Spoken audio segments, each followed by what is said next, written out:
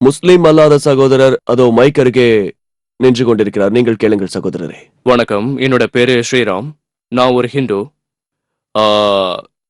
நாம் இஸ்லாம் மதத்தை பின்பற்றாமல் இந்துத்துவத்தையோ கிறிஸ்துவத்தையோ பின்பற்றுவதால் இறந்த பிறகு சொர்க்கத்தை அடைவது கடினமா அல்லது நம்மால் சொர்க்கத்தை அடைய முடியாதா?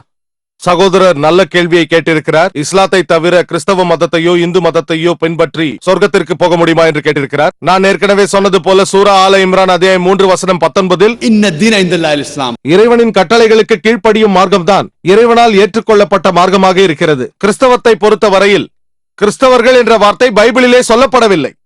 எப்படி இந்து என்ற வார்த்தை இந்து மத வேதங்களில் இல்லையோ அதே போல் கிறிஸ்தவர்கள் என்ற வார்த்தை பைபிளிலும் இல்லை. அப்போஸ்தலர் நடவடிக்கை புத்தகத்தில் முதல் முறையாக கிறிஸ்தவர் என்ற வார்த்தை பைபிளில் பயன்படுத்தப்பட்டிருக்கிறது. இயேசு கிறிஸ்துவை பின்பற்றுபவர்களால் அந்தியோகாவில் இருந்த சிலரால் வைக்கப்பட்ட பெயர் கிறிஸ்தவர்கள். கிறிஸ்தவம் என்ற பெயரே பைபிளில் இல்லை.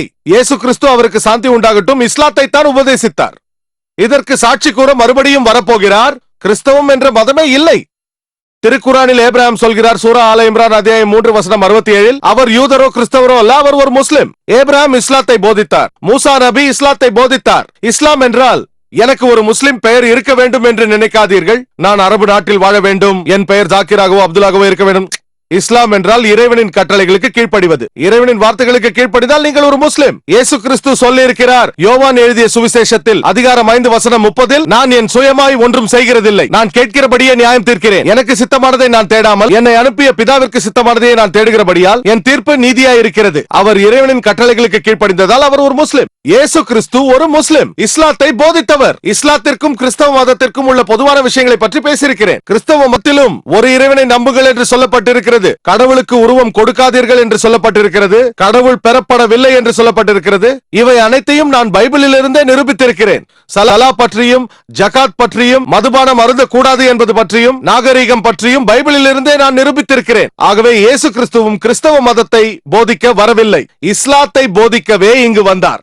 எல்லா மதங்களுக்கும் இறைவன் ஒரே ஒருவன் தான். ஒரு மதத்தை தான் கொடுத்திருக்கிறான், வேறு எந்த மதமும் இல்லை. இவையெல்லாம் உண்மையான மார்க்கத்திலிருந்து பிரிந்து வந்தவைதான். ஒரு சகோதரர் சூஃபிசம் என்று சொன்னார். அதுவும் இஸ்லாத்திலிருந்து மாறுபட்ட ஒரு கொள்கை. அது இஸ்லாம் கிடையாது. நாம் பின்பற்ற வேண்டிய உண்மையான இஸ்லாம் அது குர்ஆன் மற்றும் ஹதீசுகள் தான். எல்லா இறை தூதர்களும் இஸ்லாத்தை மட்டும்தான் போதித்தார்கள். நீங்கள் வசனங்களை அடிப்படையாக வைத்து இயேசு கிறிஸ்துவை பின்பற்றினால் இயேசு கிறிஸ்து என்னை வணங்குங்கள் என்று ஒருபோதும் சொல்லவில்லை. அவர் தன்னை கடவுள் என்று சொல்லவில்லை.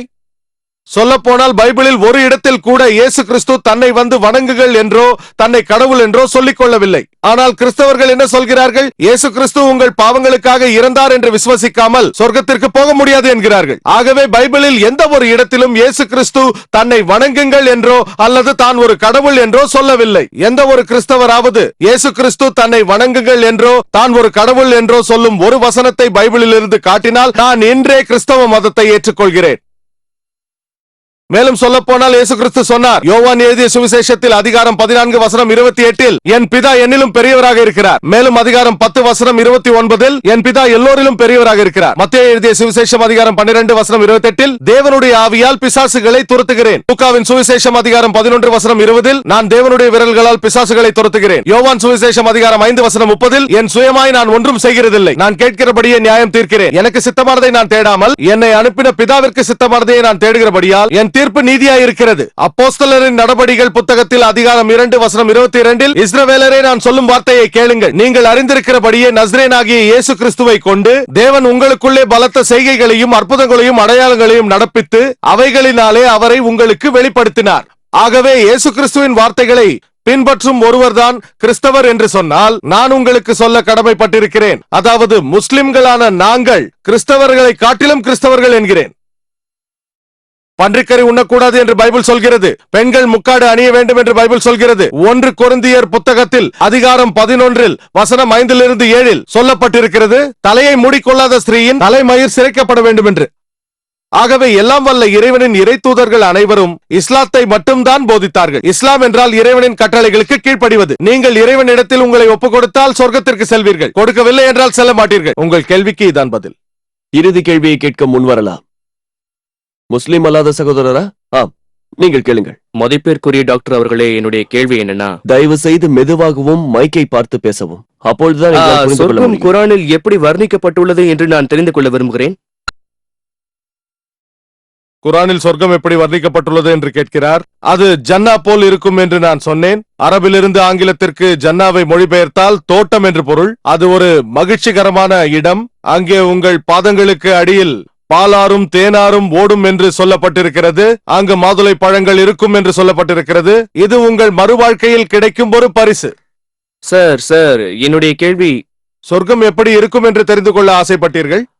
ஆமாம், ஆனால் நாம் சொர்க்கத்தில் எப்படி இருப்போம்? சாதாரண மனிதர்களாகவா அல்லது? சகோதரர் கேட்கிறார். இன்னொரு விஷயம் சார், நம்மால் இங்கு சொர்க்கத்தை கண்டுபிடிக்க முடியவில்லை என்றால் எங்குமே முடியாது.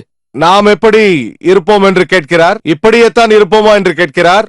சகோதரரே, இங்கு நமக்கு அநேக விஷயங்கள் தேவை. அங்கு அது போல் அல்ல, வித்தியாசமாக இருக்கும். அங்கு நாம் வேறு ரூபத்தில் இருப்போம். நாம் அந்த இடத்தில் வித்தியாசமாக இருப்போம். நாம் சொர்க்கத்திற்கு சென்றால் நமக்கு கெட்ட சிந்தனைகள் இருக்காது. நான் கண்களை பற்றியோ காதுகளை பற்றியோ கேட்கவில்லை. நான் கேட்பது சொர்க்கத்தில் நம் ஆத்மா எப்படி இருக்கும் என்றுதான். எப்படி இருக்கும்? அது நீங்கள் இன்ஷா அல்லாஹ் சொர்க்கத்திற்கு போனால் தெரியும். நீங்களும் நானும் சொர்க்கத்திற்கு போக வேண்டும் என்று அதாவது பிரார்த்திப்போம் இன்ஷா இது அல்லாஹ். விவரிக்க முடியாத ஒரு இடத்திற்கு அழைத்து செல்வது போலதான் இருக்கிறது. அதாவது விவரிக்க முடியாத ஒரு இடத்திற்கு நீங்கள் என்னை அழைத்து செல்வது சொர்க்கம் எப்படி இருக்கும் என்று என்னை கேட்டீர்கள். நான் சொல்ல ஆரம்பித்தேன். அதற்குள் இடத்தை பற்றி அல்ல, நான் எப்படி இருப்பேன் என்று கேட்டீர்கள். நான் எப்படி இருப்பேன்? எனக்கு தாடி இருக்குமா? இளமையாக நான் இருப்பேனா? தாடியை பற்றியோ மற்றதை பற்றியோ கேட்கவில்லை. நம் ஆன்மா அங்கு இருக்குமா? நம் ஆன்மாக்கள் அங்கு இருக்கும். திருக்குறானில் அல்லாஹ் சொல்கிறான், சூரா ஆல இம்ரான் அத்தியாயம் 3 வசனம் 185. குல்லு நஃப்ஸின் ஸாயிகத்துல் மௌத். ஒவ்வொரு ஆத்மாவும் மரணத்தை சுவைத்தே தீரும். நம் ஆன்மாக்கள் அங்கு இருக்கும். நமது உடல் அங்கு இருக்காது. நம் ஆன்மாக்கள் அங்கு இருக்கும். ஆனால் நாம் எப்படி உயிர்த்தெழுப்பப்பட போகிறோம்? 80 வயதான ஒரு பெண்மணி எப்படி உயிர்த்தெழுப்பப்படுவார்? இளமையாகவா முதிர்ந்தவராகவா? அல்லாஹ்வுக்குத்தான் தெரியும். அது வித்தியாசமாக இருக்கும். நான் உடலை பற்றி பேசவில்லை. நம் ஆன்மாக்கள் அங்கு இருக்குமா? ஆன்மாக்கள் அங்கு இருக்கும். நீங்கள் ஆன்மாதான் நாம் செய்யும் அனைத்திற்கும் காரணம் என்கிறீர்கள். சரியாக சொன்னீர்கள். அதாவது நாம் செய்யும் ஒவ்வொரு ஆம் காரியங்களும். சகோதரரே, ஒருவேளை என் ஆன்மா சொர்க்கத்திற்கு சென்று நாம் உல்லாசமாக இருக்கலாம் என்று நினைக்கலாம். சொர்க்கத்தை விட நல்ல இடம் இருக்கும் என்று கூட நினைக்கலாம். இப்படி நினைத்துக் கொண்டே போகலாம். இதற்கு முடிவுதான் என்ன? நாம் செய்யும் தவறுகளுக்கு நம் எண்ணம் தான் காரணம். சரியாக சொன்னீர்கள். பிறகு எப்படி இதே ஆத்மாவை வைத்துக் கொண்டு சொர்க்கத்தில் நிச்சயமாக சந்தோஷமாக இருக்க முடியும்? எப்படி நிச்சயமாக சொல்ல முடியும் என்பதற்குத்தான் நான் சொன்னேன். அறிவுபூர்வமான ஒரு விஷயம். இந்த புத்தகத்தில் இருக்கும் 80% விஷயங்கள் 100% உண்மையானது என்று சோதனை செய்து பார்த்து விட்டேன். மீதமுள்ள 20% எப்படி வேண்டுமானாலும் இருக்கலாம். சரியாக இருக்கலாம், தவறாக இருக்கலாம். அறிவுபூர்வமாக நான் யோசிக்கும் பொழுது ஒரு மருத்துவனாக என் அறிவு சொல்கிறது 80% விஷயங்கள் 100% சரி என்றால் 20% பற்றி தெரியவில்லை என்றால் நீங்கள் கூறுவது சரிதான். எந்த ஒரு மத நூலையும் நாம் குறை கூற முடியாது. நீங்கள் குறை கூற முடியாது என்று சொல்கிறீர்கள். என் வீடியோ கேசட்டுகளை கேட்டு பாருங்கள். அதில் நான் சிகாகோவில் டாக்டர் வில்லியம் கேம்பலுடன் நடத்திய விவாதத்தின் கேசட் இருக்கிறது. விஞ்ஞானத்தின் ஒளியில் குரானும் பைபிளும் என்ற தலைப்பில் அநேக புத்தகங்களில் குறை கண்டுபிடிக்க முடியும். அதற்காக வரவில்லை, பொதுவான உடன்படிக்கைக்காக வந்திருக்கிறேன். இந்து மதத்தில் இருக்கும் வித்தியாசத்தை குறித்து என்னால் பேச முடியும். இந்து மதத்திலும் பைபிளிலும் இருக்கும் விஞ்ஞானபூர்வமான தவறுகளை பற்றி பேச முடியும். ஆனால் என் வேலை அதுவல்ல. இந்து மதத்திலும் இஸ்லாத்திலும் இருக்கும் பொதுவான விஷயங்களை பற்றியே நான் இங்கு பேசியிருக்கிறேன். நான் பேசியது வேதங்களில் ஏற்றுக்கொள்ளப்பட்ட சில கருத்துக்களை பற்றி. அந்த கருத்துக்களை எடுத்து மேற்கோள் காட்டினேன். அதை ஏற்றுக்கொண்டால் பின்பற்றுங்கள், இல்லை என்றால் உங்கள் இஷ்டம். வேதத்தில் கூட சொர்க்கத்தை பற்றியும் நரகத்தை பற்றியும் சொல்லப்பட்டிருக்கிறது. உங்களுக்கு பிடித்தால் ஏற்றுக்கொள்ளுங்கள், பிடிக்கவில்லை என்றால் ஏற்றுக்கொள்ளாதீர்கள். நியாய தீர்ப்பு நாளன்று யார் சரி என்று தெரிய வரும். சகோதர சகோதரிகளுக்கு நன்றி. ஜஸாக்கல்லாஹ். நன்றி உரையாற்ற சகோதரர் அப்துர் ரஹீம் கிரீன் அவர்களை அழைக்கிறேன். சென்னை மக்களுக்கு என்னுடைய நன்றியை தெரிவித்துக் கொள்கிறேன். டாக்டர் ஜாகீர் நாயக்கின் உரை மூலம் இன்று பல விஷயங்களை கற்றுக்கொண்டதற்காக நன்றி கூறிக்கொள்கிறேன். அல்ஹம்துலில்லாஹ்.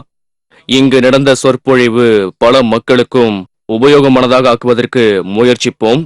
இன்ஷா அல்லாஹ் மற்ற மக்களும் இந்த மார்க்கத்தை பற்றி தெரிந்து கொள்ள உதவுவோம். அது மட்டும் இல்லாமல் இந்த கூட்டத்தில் கூடியிருக்கும் அனைத்து சகோதர சகோதரிகளுக்கும் இந்த சொற்பொழிவு கூட்டத்தை வெற்றி அடைய வைத்ததற்கு நன்றியை தெரிவித்துக் கொள்கிறேன். அல்ஹம்துலில்லாஹி ரப்பில் ஆலமீன். அல்லாஹும்ம ஸல்லி அலா முஹம்மதின் வ அலா ஆலிஹி வ ஸஹ்பிஹி வஸல்லம். ஜஸாக்கல்லாஹ். சகோதர சகோதரி